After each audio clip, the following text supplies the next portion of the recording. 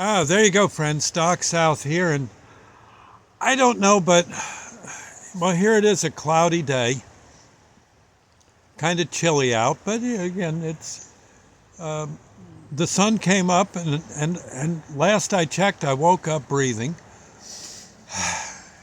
I've got a wonderful wife, good family members nearby, my kids, my brother Ed, and I have a fair amount of friends, and you know something. I've been noticing in people, not necessarily everyone, but quite a few folks that are just way too gloomy for their own good. And I think that's, there's so many of these people who are in the doldrums, shall we say, or with the cloud of doom hanging over their head, that, well, I just thought I'd do a video saying, yes, there's always bad stuff going on, but I think we're dwelling too much of it, too much on it.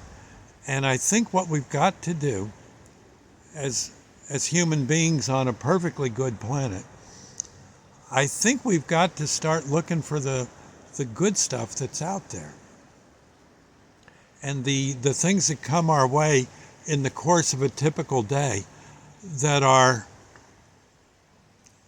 actually good signs that there's God overhead thinking the better of us, doing what he can to help us along on our quest to become, I'm assuming, to become angels one day in his service.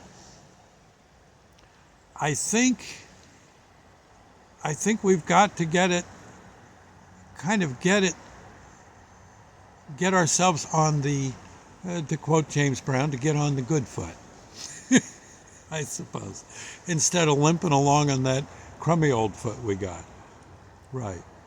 I mean, it wouldn't hurt to just sit down and think of all the good people you know. I mean, I've got a gem when it comes to my wife, Sandy. Couldn't ask for a better wife if I tried. My brother Ed, decent human being. His wife, Helen, yep, good person. Always very, very out there to please.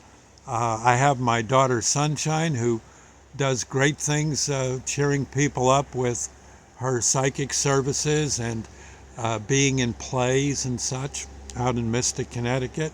My son Burgess, who is raising a fantastic family and doing a very good job selling solar panels for people to help the world lose some of its pollution. You probably know similar people who are in your life who are doing good things, and you might want to dwell on them. I think of folks at work who, where I work in a supermarket. I guess you could walk into the supermarket as a worker feeling glum and sorry for yourself, but think about it, you're feeding people. That's a pretty good thing to do.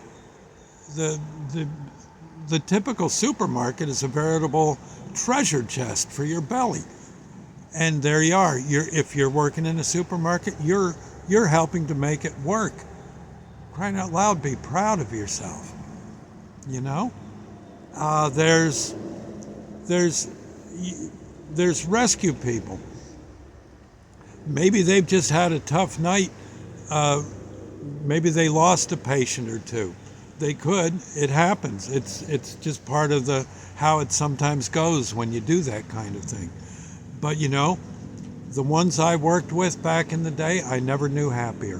Never knew happier people than them. Yes, every last one of us will tell you that was on that squad down in Wilson, North Carolina, had nights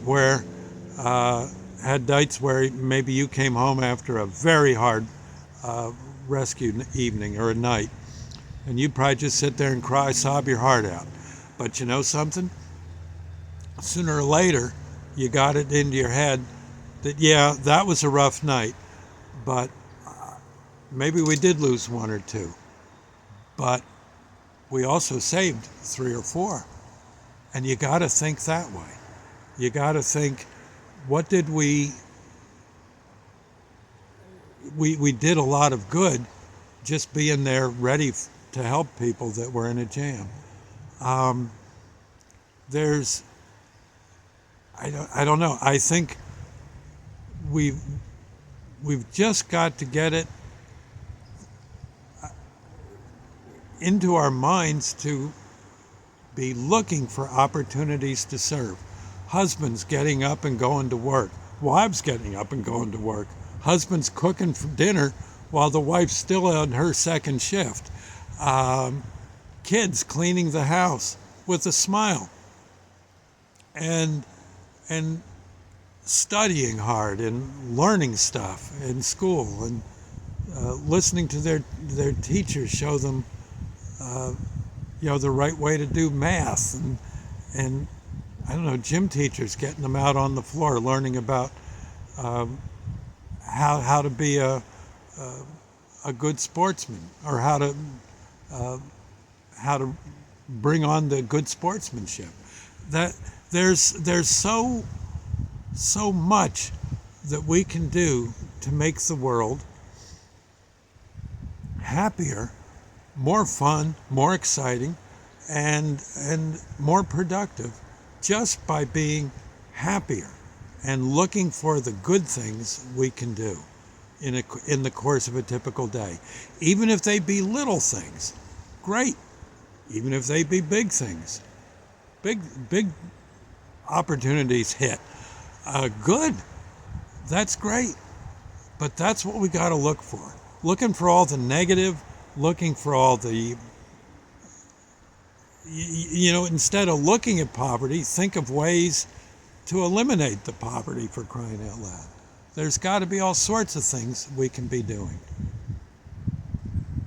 I guess that's what I'm trying to say right now, is just kind of get something in your head, on your mind, in your heart, that you can do to make the world a little better. And a lot of people doing all these little things will be, in the long run, a huge thing for the world we live in, for our bodies while we live here on earth, and for our souls when we go off into the somewhat unknown. You see what I'm saying? I don't know if I'm making the least little lick of sense, but I do notice that I think it's time to get into the habit of looking for targets of opportunity to do good. And I think we'll all be a whole lot happier as individuals and as residents here on earth, or students here on earth, looking for the right way to go.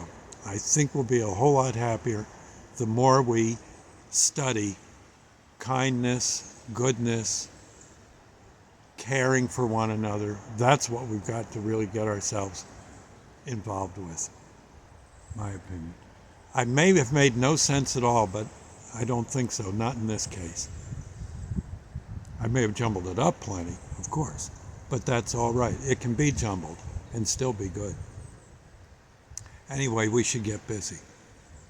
I'll see you later. God bless, friends. And Lord's Prayer moment. Our Father, who art in heaven, hallowed be thy name. Thy kingdom come, thy will be done. There you go. Thy will be done on earth as it is in heaven. Give us this day our daily bread, and forgive us our trespasses as we forgive those who trespass against us. Lead us not into temptation, but deliver us from evil. For thine is the kingdom, the power, and the glory forever. So be it. This is what we've got to keep in mind, friends. I'm sure God's got our back. Okay? I'll see you later. Bye now.